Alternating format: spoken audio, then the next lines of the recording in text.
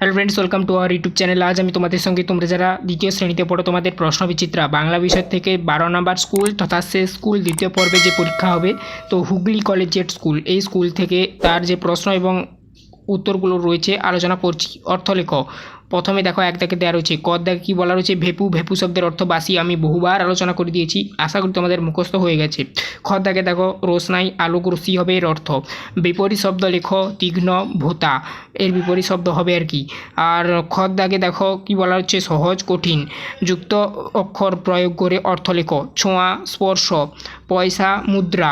ঠিক আছে, শূন্যস্থান পূরণ করো। ড্যাশ নদীতে বন্যা দেখা দিয়েছে, কর্ণফুলী হবে উত্তরটা। বেলুন বাড়ির কোনো ড্যাশ থাকে না, সীমানা থাকে না, মানে কোনো সীমানা থাকে না আর কি। আমাদের ছোট গ্রাম ড্যাশ সমান মায়ের। নিচের প্রশ্নগুলির যথাযথ উত্তর দাও। উচিত শিক্ষা গল্পে কে কাকে উচিত শিক্ষা দিয়েছিল? মা চড়াই হাতিটিকে উচিত শিক্ষা দিয়েছিল। এটা আমি এক কথায় লিখে দিয়েছি, তোমরা পূর্ণ বাক্যে লিখবে। ঠিক আছে।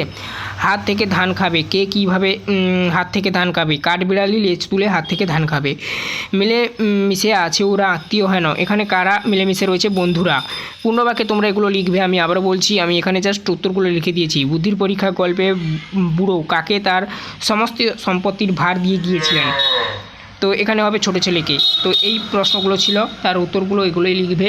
আশা করি তোমরা বুঝতে পারলে। এর আগে স্কুলগুলো তোমরা যারা না দেখেছো, প্লেলিস্টের মধ্যে পেয়ে যাবে, সমস্ত ক্লাসগুলো দেওয়া রয়েছে। প্লেলিস্টের লিঙ্ক এই ভিডিও ডেসক্রিপশনে দেওয়া রয়েছে।